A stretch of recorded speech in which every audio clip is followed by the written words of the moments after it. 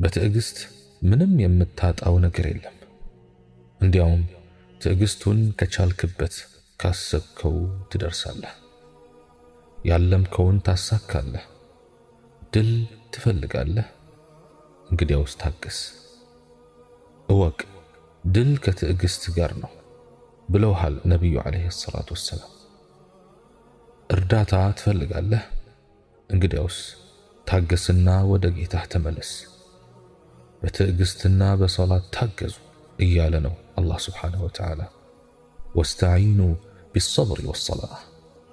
ካለህበት ጭንቅ መውጣት ትፈልጋለህ?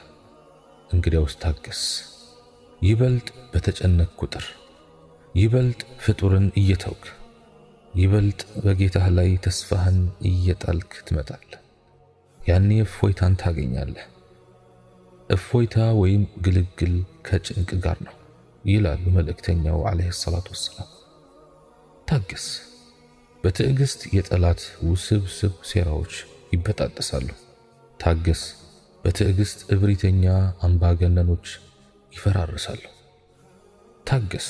በትዕግስት ደካሞች ድሎትን ይጎናጸፋሉ።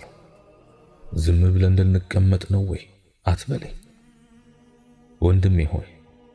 ለመሆኑ የሰብር ትርጉሙ ዝም ብሎ መቀመጥ የሆነው ከመቼ ጀምሮ ነው?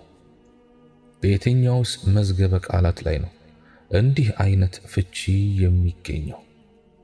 እኛ እኮ በፈተና የመጀመሪያዎች አይደለንም።